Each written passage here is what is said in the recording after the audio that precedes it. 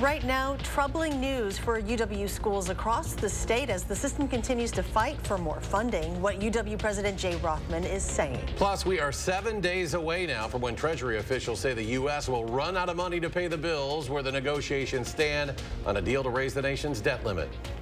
And later, what happens if you drop your phone in Lake Mendota and someone finds it a year later? You're going to want to see what happened next. That's all coming up at 10. We are at the bottom of public funding nationally. We can't fulfill our potential, and all Wisconsinites will suffer. Sobering words from UW's president today after a new report finds Wisconsin almost at the bottom of the nation's public universities for state funding. Jay Rothman saying today that almost every UW four-year campus will run at a deficit by the end of the 2024 school year, with only 3 campuses in the clear, which includes Madison. Wisconsin's ranking at 42nd of 50 for public funding. That comes as the system continues to fight for more funding from the Republican-led legislature, and year after year, that's typically been a losing battle for the system over the past decade. With Rothman relatively new to the role, he remains hopeful. We have to move ourselves up if we're going to be successful in winning the war for talent. We want to remain accessible and affordable to students and prospective students, but we need the state to participate with us as well. After the recent closure of UW Richland's campus, Rothman today did not rule out the possibility of closing other campuses if these deficits aren't resolved. Your furnace may be off for the summer, but by the time it's back on this winter, it could end up costing you more than you were expecting. Wisconsin energy companies are looking to raise rates next year. Madison Gas and Electric is asking for a 7% increase, and Alliant Energy asking for 14% more. It's a price hike that consumer advocates say is just too much. We're concerned about the size of these increases because they're just a lot for people to handle. And so that's why we need to look at options for customers, because these are bigger than we've seen. Both MGE and Alliant say the increases are thanks to rises in natural gas and coal cost more and investment in renewable energy equipment. But the Citizens Utility Board says they can still find other ways to cut costs for consumers, namely lowering their profits. Holiday travelers who haven't filled up their tanks yet can expect to pay a bit more at the pump. According to AAA, the national average for a gallon of gas is up 4 cents from last week. That's because even though demand is up, oil is still trading in the low $70 per barrel. Memorial Day road trips are expected to be up 6% from 2022. Summer-like temperatures are on their way for the weekend. Here's Chief Meteorologist Gary Canalti and your first warn forecast. It is a little cool out here tonight, though. Skies are clear and temperatures continue to fall, and it'll be pretty chilly by early tomorrow morning, but then the temperatures start to go up. The time lapse from the WISC-TV Skycam, we had some clouds early this morning, and that kept temperatures up last night, but watch what happens as we head into the morning hours and then in the afternoon. Not a cloud in the sky for the rest of the day, and the clear skies pretty much cover the entire Midwest. High temperatures today here in Madison, we made it just up to 68, just shy of 70. Notice near Lake Michigan, Milwaukee didn't make it out of the 50s, whereas farther to the west, temperatures were in the low to mid 70s, including 75 degrees in Boscobel. Current temperatures, well, they've gone away again, but they're in the 40s close to Lake Michigan, mainly 50s across the central part of the area, including Dane County. Otherwise, look for skies to be mostly clear overnight, and it will be chilly. Low temperature dropping to around 40 degrees, but that warm-up starts tomorrow and will last into the middle of next week. I'll tell you how warm it'll get in just a few minutes.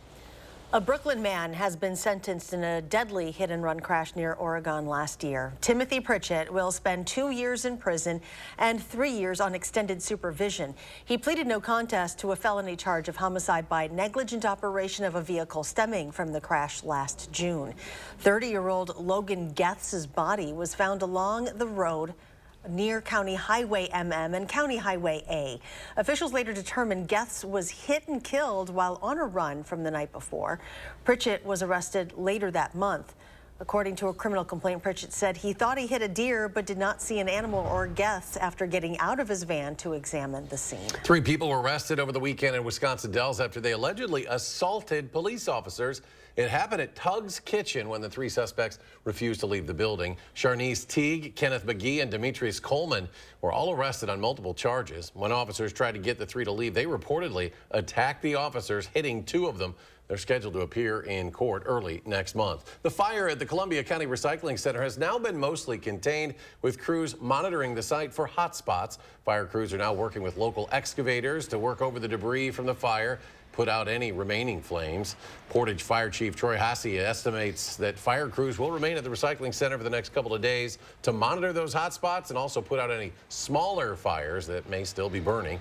The origin and cause of the fire remains under investigation. A woman hospitalized after a house fire in Reedsburg earlier this week has died. 19-year-old Paige Ruddy died from injuries suffered in that fire.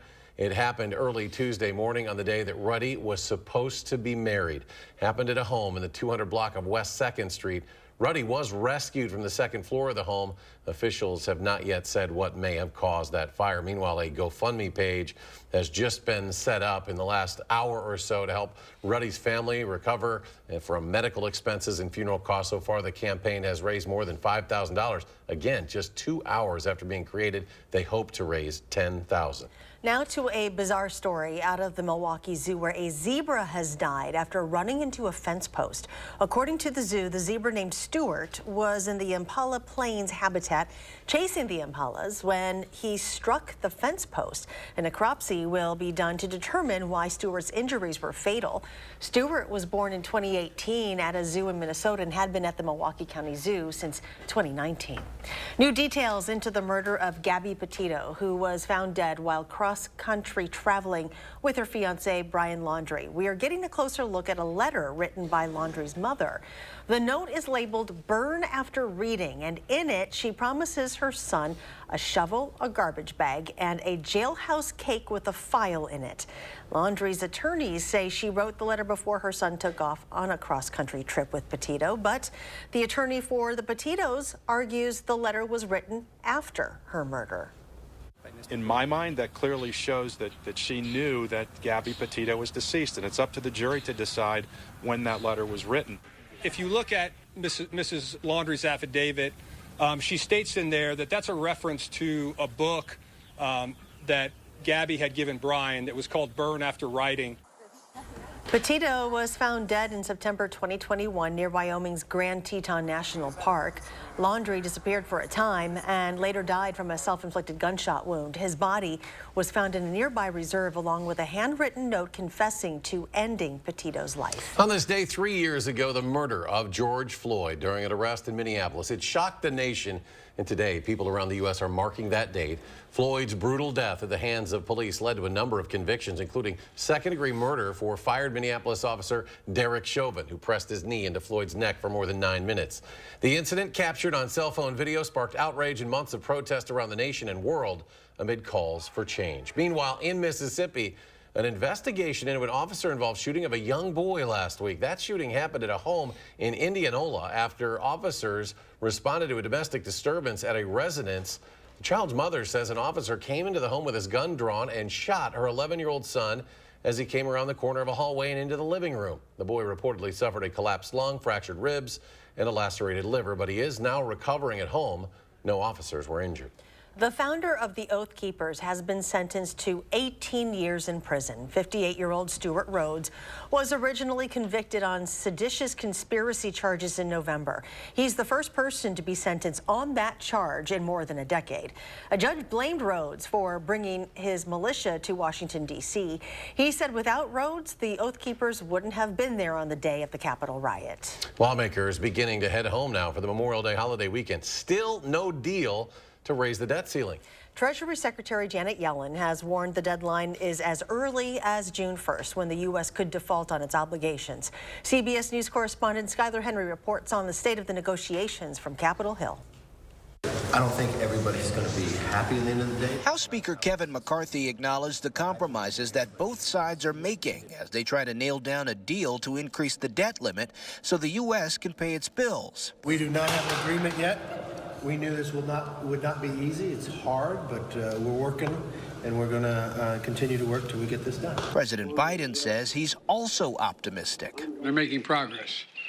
I made clear time and again defaulting on our national debt is not an option. But it is a possible reality as lawmakers began leaving Washington for the long weekend, scheduled to return Tuesday.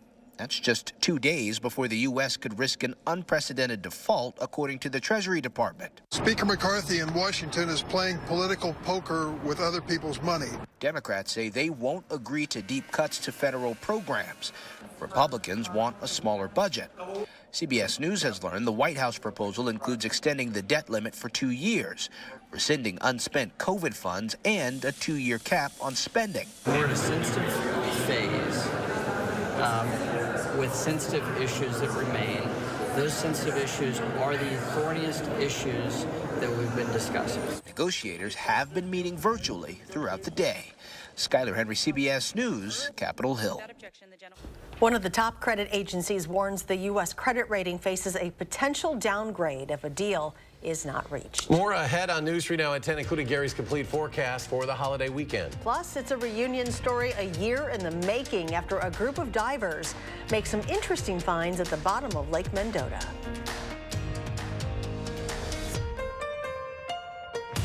You're watching News 3 Now at 10, winner of the Best Evening Newscast by the Wisconsin Broadcasters Association.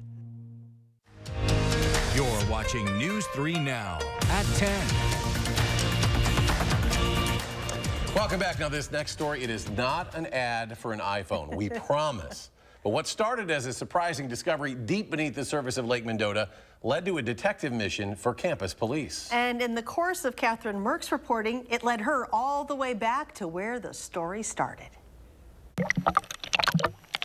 They say the things we lose have a way of coming back to us, but it might not be in the way you expect. The Four Lakes Scuba Club says in this case, out of sight is not out of mind. On one of their cleanup dives, club president Ellen Evans says they made a pretty routine discovery when coming across an iPhone that still worked. We find phones. We always try to charge them up. A lot of times they aren't functional, but occasionally they are. We try to return them to the owner. She charged it up and it came on. Finding a working iPhone in the bottom of Lake Mendota didn't faze these divers too much. So it kind of makes you wonder, what else could be down there? We target things that are bad for the environment. So plastic bags, plastic cups, plastic bottles, electronics. I found a cash register drawer that was empty. So I'm wondering how that ended up there. The mystery of the iPhone would eventually turn to the hands of campus police. Detectives were able to get into the returned iPhone, which led them to recent UW-Madison grad Ellie Eisenberg. I picked up the phone, it was a 608 number, and I was like, okay. And it was UW-Madison Police Department, and I was like, uh-oh, well, that can't be good. I dropped my phone in the lake a full year ago off of a boat and thought it was gone forever. And then I got the call, and here it was. She and her friends were out on a boat when her cell phone made the plunge last summer. And I got a new phone because I thought, like, who would even find it? Like, who do you call for that? Thank you, scuba team. Thank you, UW Police Department. In Ellie's case, the reunion comes as a bit of a shock. I'm just surprised it worked and they found me. I just try to imagine, what were people doing that this ended up in the water? And usually I can't come up with a good explanation on how this got here. The unexpected comeback brings even more questions than when it was originally lost. Yeah, now I'm like, what's below me? I have no idea. Like, maybe I should go looking. Maybe I should get myself a little scuba set and join the club out there. Reporting from Lake Mendota, I'm Catherine Merck, News 3 Now. A Vietnam War veteran receiving a special honor at the Madison Veterans Hospital today. U.S. Army Captain Tyrone Tony Paulson was inducted into the Hall of Heroes at the hospital. Paulson earned 3 Bronze Stars for Valor, 2 Commendation Medals for Valor. After the war, he served as a dispatch supervisor for the Wisconsin State Patrol for 31 years. Stealing a line from Lou Gehrig, I'm the luckiest man alive. I had 8 bullet holes through my uniform. A grenade landed between my legs and did not explode. A mortar round landed close to me and threw me into a foxhole. That same day, 23 men walked down a hill. 5 of us walked off. Paulson has been a member of Adaptive Sportsmen for several years, supporting disabled individuals with hunting and fishing. He and his wife of 49 years, Susan, live in Madison. Scientists from the National Oceanic and Atmospheric Administration say they expect the 2023 Atlantic hurricane season, which officially begins next week, to be near normal. But NOAA adds there's also a chance it will be above or below normal, depending on two competing factors: a predicted El Nino that weakens hurricane season, and higher than normal ocean temperatures, which can fuel storms. The agency expects between 12 and 17 named storms. Of those, anywhere from 1 to 4 will be major hurricanes, ranking as Category 3 or above. It's time to prepare. Remember, it only takes one storm to devastate a community. Last year's hurricane season produced 14 named storms, including Hurricane Ian, which made landfall in Florida in September.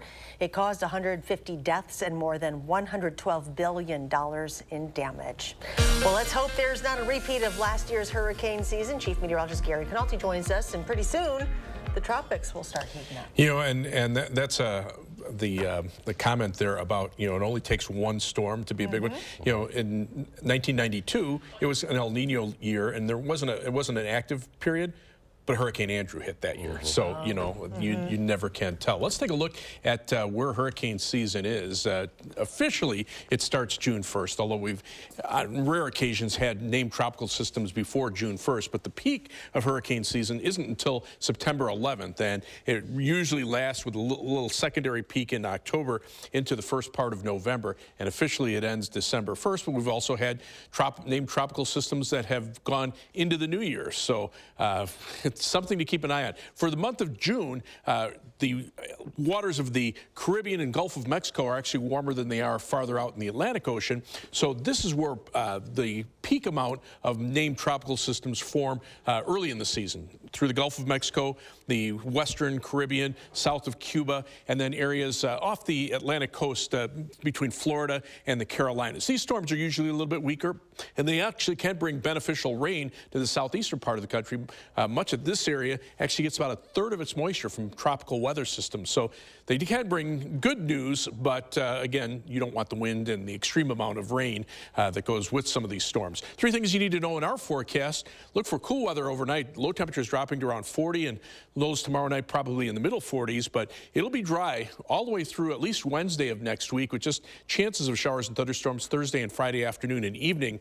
But temperatures will start warming up. We'll be in the 70s next couple of days, 80s by Sunday, and around 90 by Wednesday and Thursday of next week. But tonight, there are freeze warnings and frost advisories in northeastern Wisconsin and much of lower Michigan. Temperatures there could drop into the upper 20s and lower 30s. But the high temperature trend for Madison, we go from 74 tomorrow up to 90 for Wednesday and Thursday, stay in the upper 80s for Friday, and then we drop just a bit into the lower 80s for next weekend. It should be dry by then as well. So not much in the way of rain. In fact, future track precipitation, this is through Memorial Day Monday. Nothing expected across the state of Wisconsin. There'll be some showers and thunderstorms the middle part of next week up across northern Minnesota and far northern Wisconsin, but our chances for rain arrive Thursday and Friday of next week, so this takes us into next weekend. And you can see, you add up all that rain, probably looking at about a quarter to a half inch of rain, and that'll be spotty. Some areas could pick up more than that in a heavier thunderstorm. Some areas could miss out on the rain altogether, so it just depends on where that ends up being. High temperatures today, 50s near Lake Michigan, upper 60s in Madison, 70s in the western part of the state, and notice the growing area of 80s out to the west. That's the warmer area that very slowly will be heading in our direction and should be here probably by Sunday. Your Metro Futurecast for tomorrow, mostly sunny, milder, high temperature at 74 degrees. Plan your day across Dane County, high 74 to Forest, 72 in Marshall, and 74 in Oregon with lots of sunshine, just like today. 75 for the high tomorrow in Lone Rock, 74 in Janesville, and 76 the high in La Crosse. But notice Milwaukee, closer to Lake Michigan, only 62. Our first one, 7 to 10 day forecast. Those temperatures go up a few degrees each day into the middle of next week, and notice the lack of precipitation. Just a slight chance for a shower or thunderstorm Thursday afternoon and evening, a little better chance Friday afternoon and evening, and then dry weather returns for next weekend. And coming up in sports, Joe Pavelski strikes again. How his first goal of the Western Conference Finals kept the Stars' season alive. That's next on News 3 Now.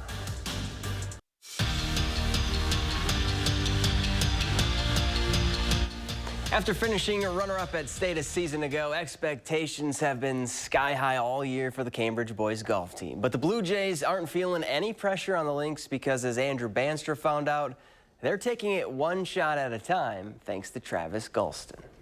Cambridge boys golf plays with the mantra. Just kind of stay in the moment. Like, you got to stay in the moment for each shot. Don't get ahead of yourself. One stroke at a time. I'll get a bad break. I'll be frustrated. He's like, yeah, that's golf. That's what happens. You get bad breaks, you get good breaks. Way better rotation. Don't get thrown off by like one bad shot. It's that lesson Travis Galston is instilling in his squad. Golf teaches you a lot of life things. Like, there's going to be bad breaks in life. There's going to be bad breaks on the golf course. And one he's sure his guys are getting tired of hearing. Trying to preach that and get that through their head, like, there could be it's harder things in life than just playing a high school golf match. But right now, the Blue Jays are swinging for a return to state. I do really want to win a state championship, and it really means a lot, and we work really hard for it. They want to get back. Like, they want the gold trophy, and they've put in the work to do that. Work on the golf course that'll keep this group on par for life. You know, just trust yourself, and good things will happen. And stick to Galston's mindset,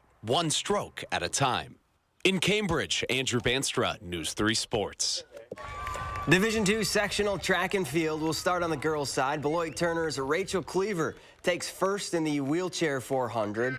What a night it was for the Whitewater Relays. Kendall Kyler anchored the Whippets to a first-place finish in the 4x1 and the 4x2.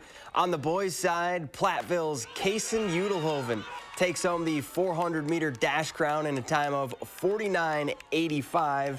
And in the 4x2, it was Andrew Kelly anchoring McFarland to a first-place finish in 43.4 seconds. The state track and field meet is next week. It's been a heck of a year for Caroline Harvey. She helped Wisconsin win its 7th national title and Team USA win gold at the Women's World Championship. And now Harvey's been named the Bob Allen Player of the Year. It's an award that's given to the top American women's hockey player. Harvey's the 5th Badger to earn the honor of joining the likes of Jessie Vedder, Megan Duggan, Hillary Knight, and Abby Rock. Do or die, Game 4 for the Stars in overtime. Who do you call on to keep your season alive? That would be Joe Pavelski. And the former Badger answered with a one-timer in OT to beat the Golden Knights and force a Game 5. We're back after this. Finally tonight, send in the clowns. Hundreds of professional and amateur clowns paraded the old historic center of Lima to celebrate Peru's Clown Day in bright, oversized shoes. The odd unicycle, the clowns proudly marched the streets, much to the amusement of onlookers. The clowns appropriated May 25th to honor the legendary local clown Jose Alvarez, also known as Tony Parajil, who died on this day back in 1987. Where's Chuckles the Clown? Well, speaking of local clowns, Gary, no, I'm just kidding. A little song, a little dance, a little seltzer down the pants. That's local clowns, folks. There you go. Okay. Need a big red nose, too. Skies are clear out there. It's a cool evening. Temperatures right now in the 40s in Madison, 50s to the west, and a little cooler out to the east. Gary, thank you, and thanks for joining us for News 3 Now at 10. Do something good, and we'll see you back here tomorrow.